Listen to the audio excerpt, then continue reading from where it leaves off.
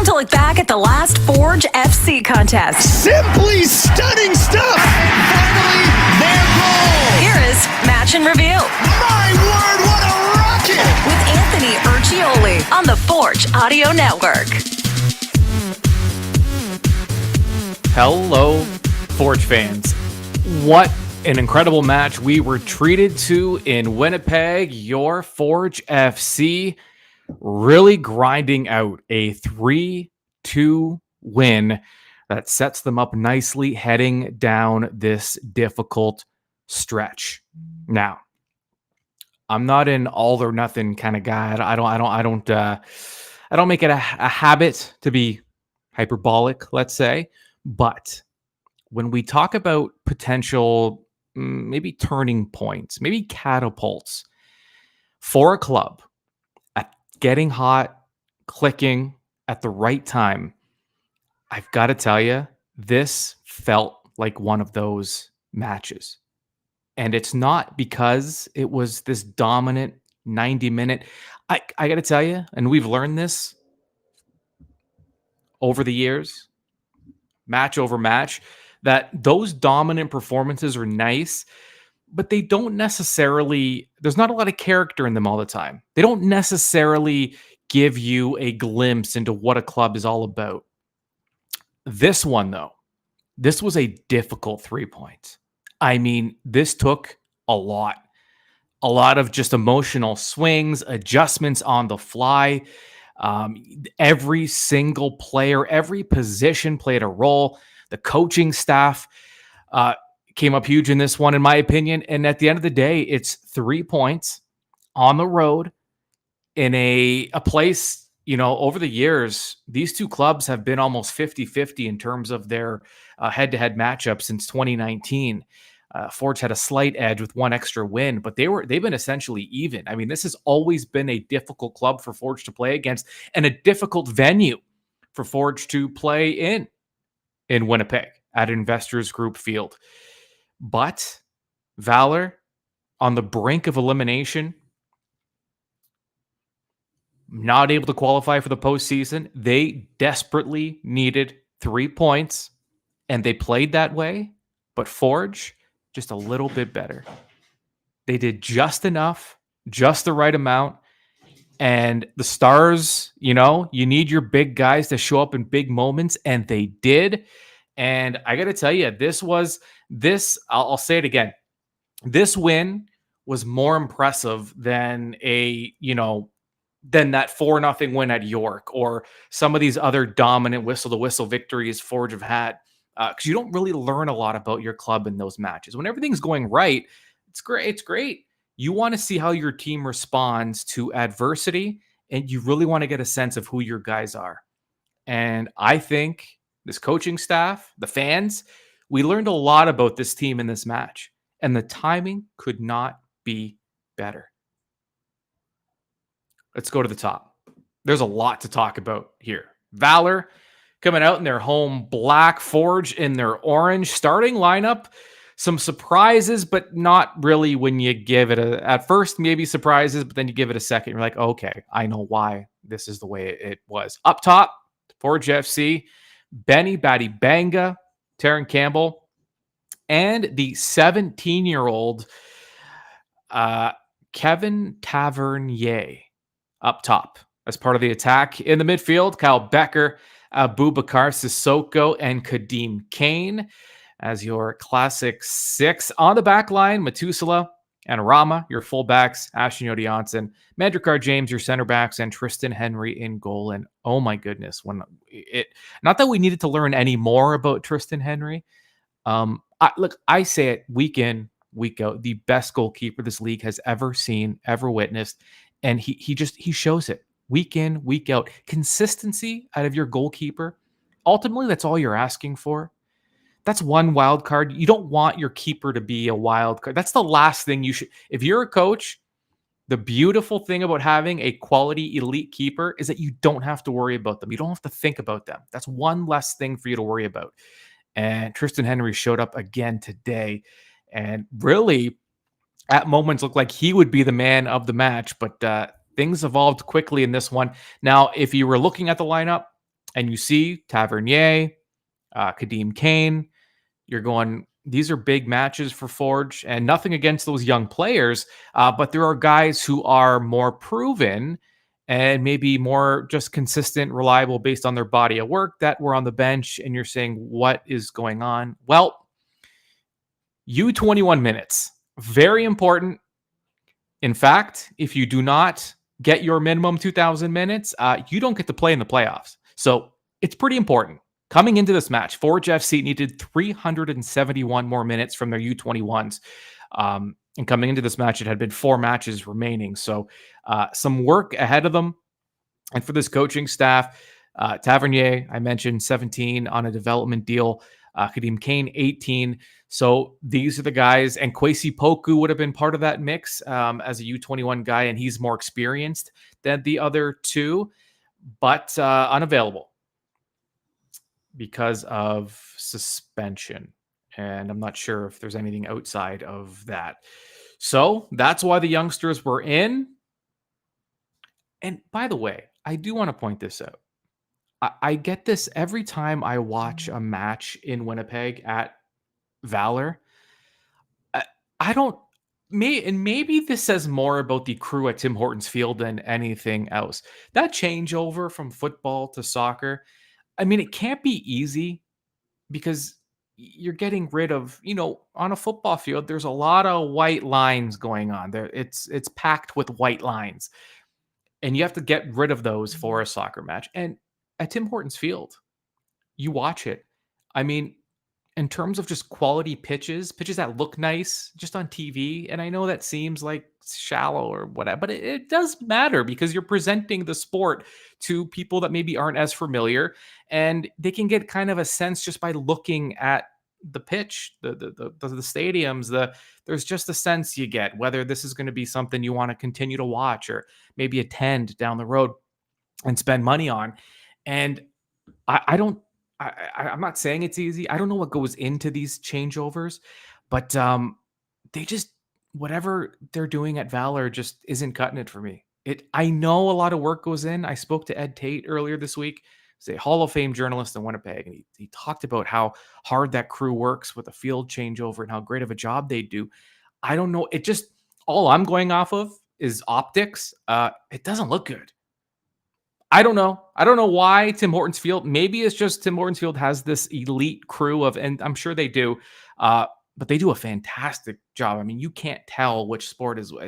When football's being played, it looks like a football field. When soccer's being played, it looks like a soccer pitch. Valour, I don't know what that looks like, to be honest with you, because it's not something you'll see really anywhere else. Not appealing. I don't know what the solution is. I don't know what goes into it. I'm just speaking from my eyes and what looks good, and that does not look good. But nevertheless, there was a match to be played. You could definitely see from the onset a sense of urgency out of Valour. Forge, they looked like, I use the word composed. They looked very calm. But I don't know that was a good thing. I don't know that I want to see a team calm in this kind of environment.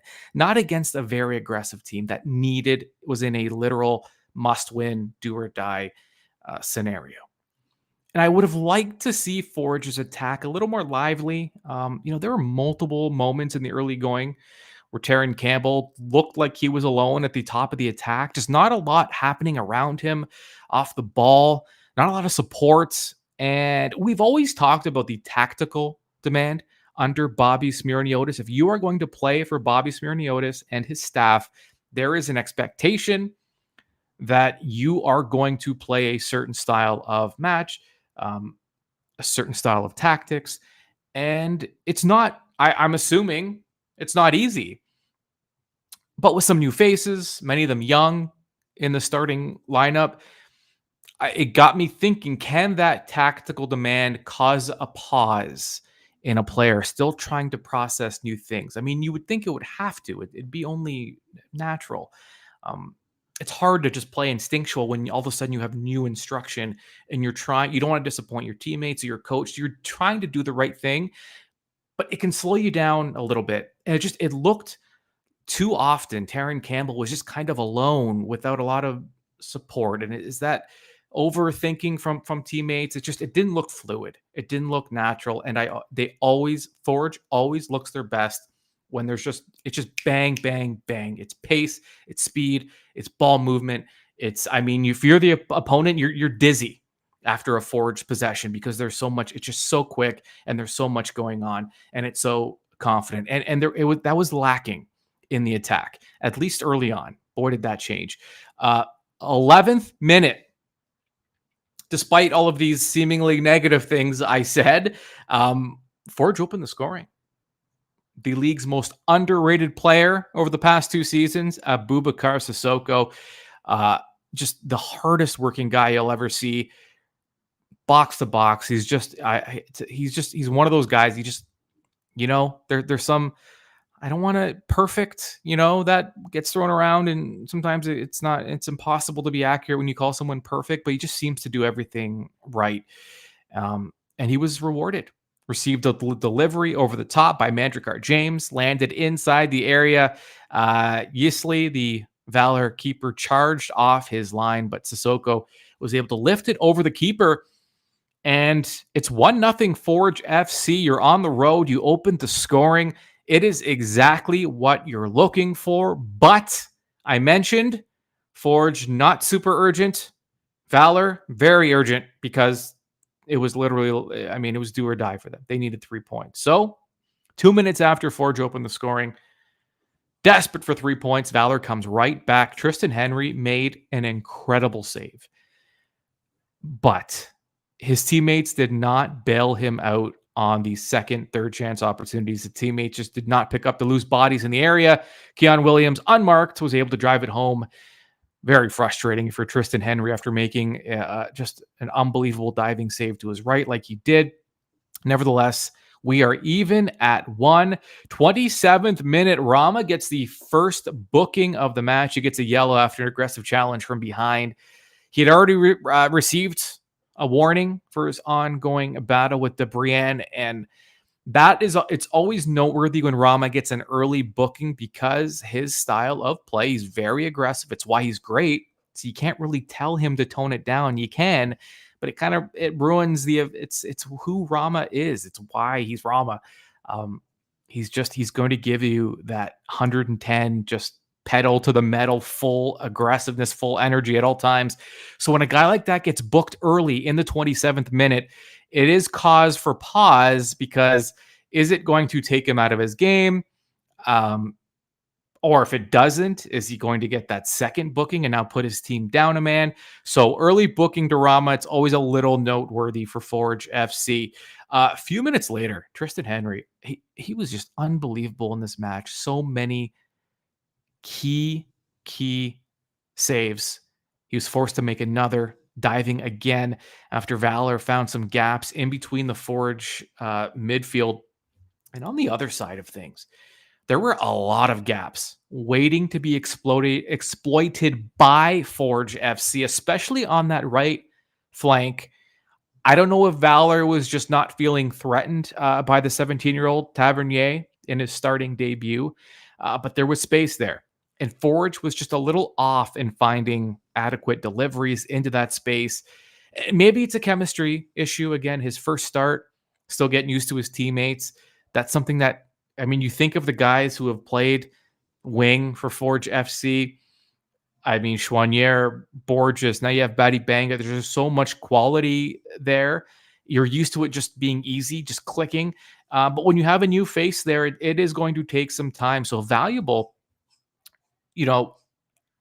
Things got better for sure, but early on, that area was there, and the Forge was just a click off. 38th minute, Matusala looked to be in some discomfort physically. He was subbed off for Malcolm Duncan. That was the first sub for Forge FC. Hopefully, Garvin is feeling okay. 46th minute, Tristan Henry, his third absurd save of the first half. A header that forced him to adjust to the ball's sudden change in trajectory. Henry, in midair, shoots his right hand up and punches the ball away. I'm not going to sugarcoat this for you. The first half ended 1-1. Valour, though, certainly the better team in the first half. Expected goals after the first 45 plus 0.86 for Valour, 0.53 for Forge. Valour had 57% of the ball possession. Goal attempts, close, 9-8 in favor of Forge, but shots on target, this was the difference in the first half. For me, 4-1 in favor of Valour. And I'd seen a stat. I'm trying to find it now. I put it in my notes, and apparently I'm not as organized as I should be. No, here it is. Forge FC. Well, this is for the match. Let me break it down to the first half here. Shots off target and blocked shots. So one of the three keys was to hit the target. Sometimes you get a little too, I don't want to say cute, but you're trying to score. You're trying to beat the keeper. It's understandable. You're trying to get around him and find open space and to at least aim your shots. But sometimes you can be a little too fine and miss the target. And I would say for Forge in that first half, 9 shot attempts, 8 of them were either off target or blocked. So going into the second half, a point of emphasis was to at least, I would imagine, to at least hit the target. Second half begins with a sub. Kadeem Kane out, in. Alessandro Hojab Rapport. I mean, we're getting closer, and I don't, all due respect to Kadeem Kane, it's an age, it's an experience difference, and that matters, especially this time of year. And with where Forge wants to be, they need 3 points here. Hojab Rapport comes in for the second half, and Forge really started to attack that right side of the pitch. Those areas where they were missing, things were clicking all of a sudden. And Tavernier, by the way, looked much more comfortable. Early in the half, he sent Taron Campbell in for a dangerous attempt at the Valour keeper stopped. Tavernier delivered that ball from the middle. You noticed in the second half, if you were able to watch the game, Tavernier was very kind of static on the right side of the pitch. The second half, though, he was moving and he was drifting and playing a lot more in the center and playing that overlap with Rama, which again, that's something that takes chemistry. It takes time to build. But Tavernier finding himself in the middle of the pitch more, he looked a lot more comfortable, dangerous, and it looked like a different player, just quicker, and showed off his ability to create and showed some danger. And that's what you're looking for out of a 17-year-old for sure. Right away in the second half, you could see Forge, a different club, more lively. Valour is an aggressive club. And I spoke to you about it frequently in that match day preview. Valour's aggressive in all phases. They have guys that come right at you, not only on the attack, but when they're defending, you have no choice. In other words, if someone's playing aggressive and you are playing slow, you are putting yourself in a very difficult situation. That aggressiveness, though, can be easily beaten, especially with a club that has some quality like Forge FC does. If you're moving and anticipating, playing on the front foot, you can use Valour's aggressiveness against them by drawing them out of position. And Forge looked so much better in the second half. Unfortunately, in the 57th minute, a patient Valour waited for an opening, and was DeBrienne making a run that sent him in alone. Now, Tristan Henry came out, got his hands around the ball. He appeared to have it in his hands for a tenth of a second, but DeBrienne's forward momentum, I mean, there was momentum, but he certainly kicked his foot out. So he kicked the ball out of Henry's mitts, giving him a gaping goal in Valour's go-ahead goal. It was 2-1 at that point for Valour. Quick sequence. I'm just going to say it's a difficult play for a referee to call when it's happening that quick, unless you have some kind of VAR replay system. This is going to happen in sequences that happen this quickly. Forge protested, as you'd expect. Yellow card was presented to Badi Banga. The coaches were upset. Understandable, but it was what it was. 2-1. Valour now with a lead. They're feeling good.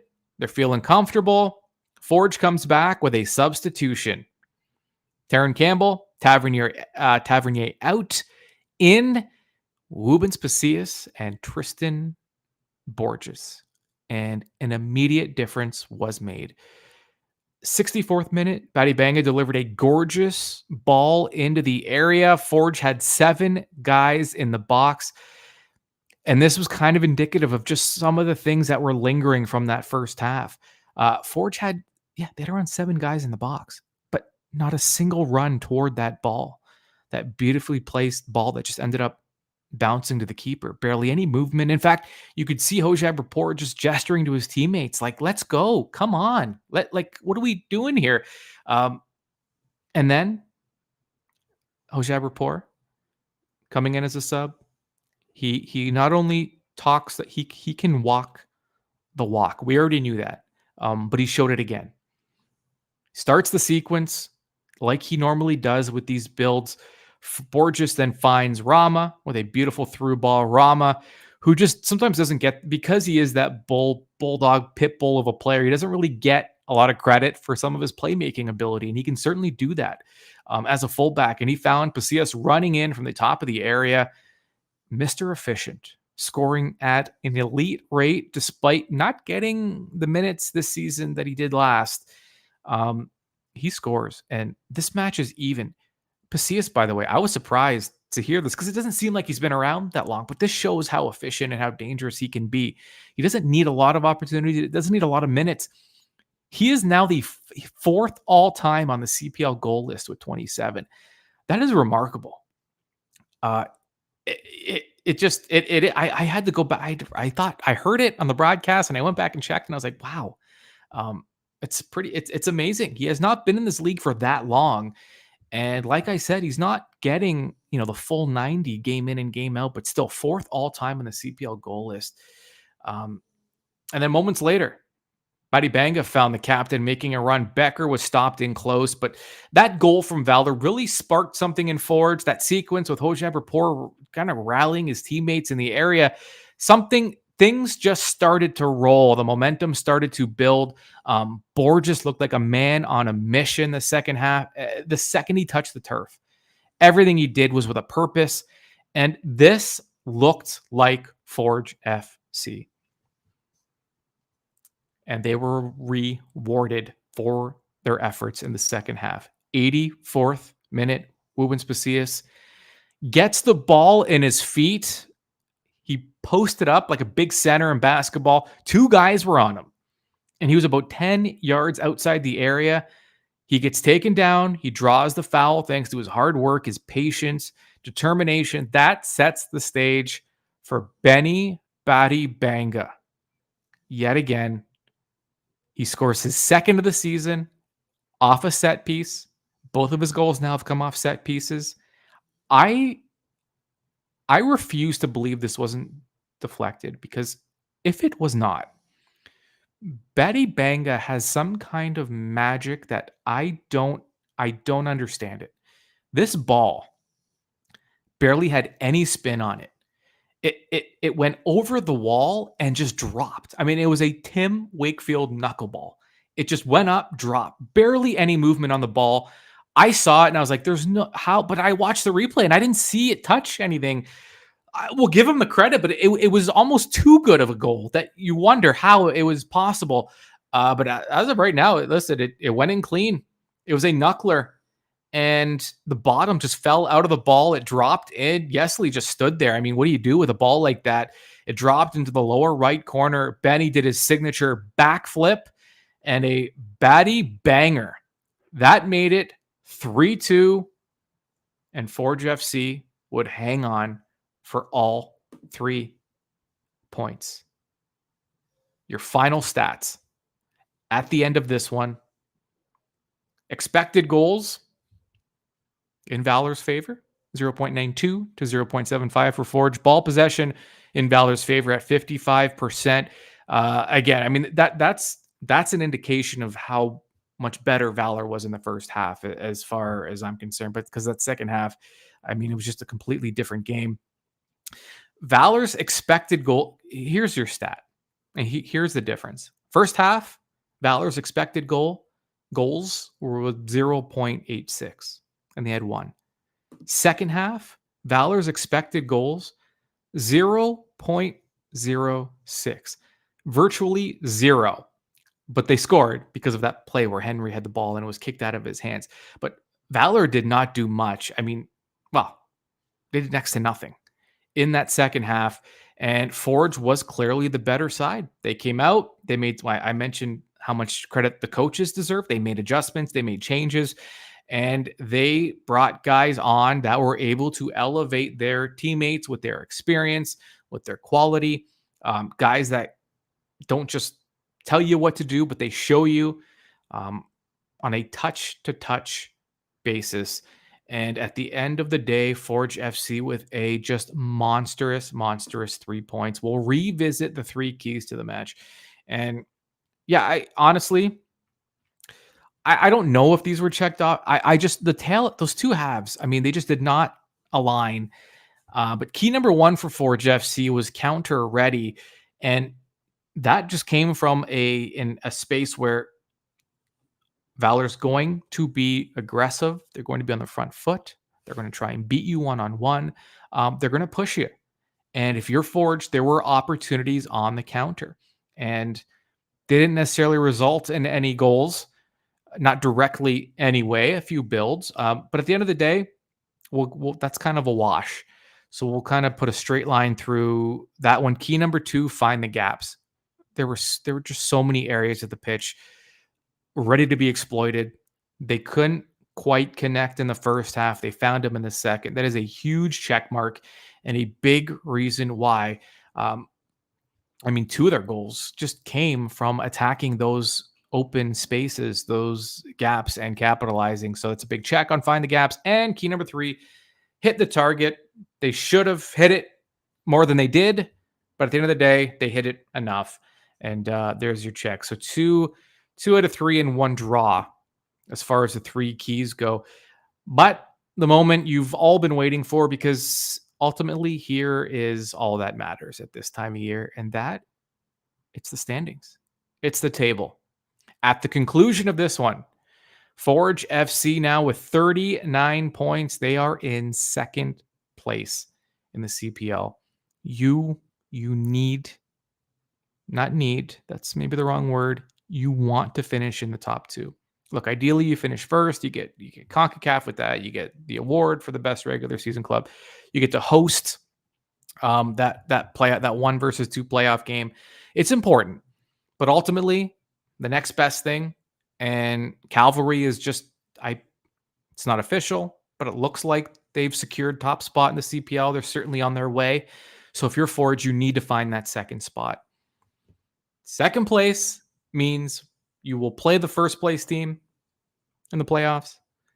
The winner goes straight to the final, and they get to host that final. So there is essentially a home field advantage in the final play-in game at the beginning of the playoffs if you finish 1 or 2.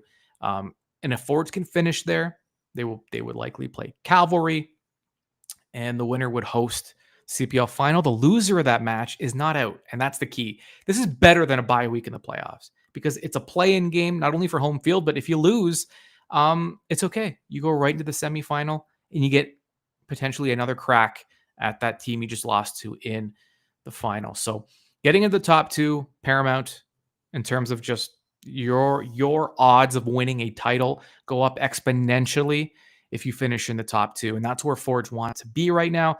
And they are at the conclusion of this match. Now, Pacific is 2 points back. They do have a match in hand, but it doesn't matter. Forge, this is why these 3 points were so important.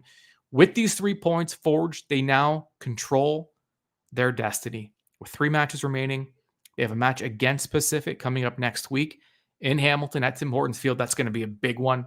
ForgeFC.ca/tickets. You're going to want to see that one live. So what an opportunity now for Forge. I mean, they could punch their own ticket into a top 2 finish with a win against Pacific next week. As for Valor, they are in 7th place. They are now 10 points out of a playoff spot. So, yeah, I think that's all she wrote for Valour. And they're only 3 points better than Vancouver, by the way, who's in last. Valour and Vancouver have the same amount of victories this season. Vancouver being an expansion club. I mean, they're a team built from scratch. Valour they've been here since 2019. So, that is and, they've lost 4 to the last 5 matches as they were competing for a playoff spot. So just an ugly, ugly finish for Valour at this point.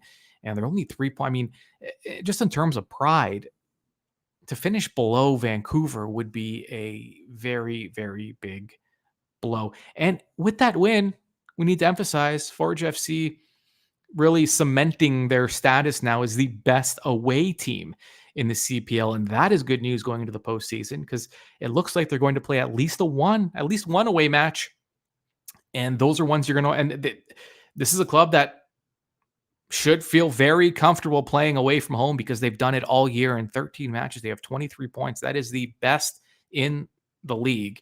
And they will have an opportunity next week on Saturday, 7 o'clock, Forge FC home to Pacific FC at Tim Hortons Field. Forge they really need to, if there's one area they really, really need to get better, not better, but at least see better results, is I'm just playing at home. The 2 of the final 3 matches are at home, and great opportunity not just to pull ahead of Pacific for second place, but to really just feel good about how you are performing at home, because they have Pacific at home next week. Week after that, very tough match on the road at Wanderers ground against Halifax, who's hungry, and then back at home, the regular season finale on October 7th. It's going to be a 4 o'clock match at Tim Hortons Field, and the rivals, Atletico Ottawa, will be in town.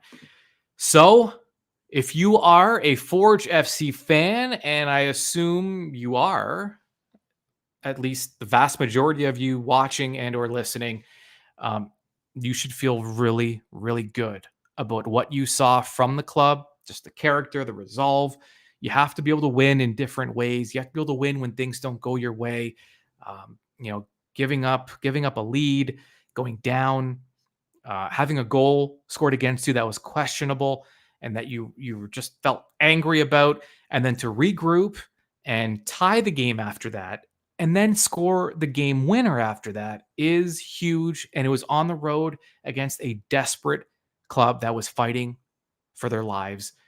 That is a very enjoyable trip home if you're Forge FC. And if you are a Forge fan, that sets you up for the week. You can feel good, and you can feel excited about what is going down on Saturday at Tim Hortons Field. Forge, Pacific, second place on the line. A potential and an easier path to a CPL final. And not only that, a home CPL final hangs in the balance. Forge can finish second and then beat Cavalry. I know there's a long way to go.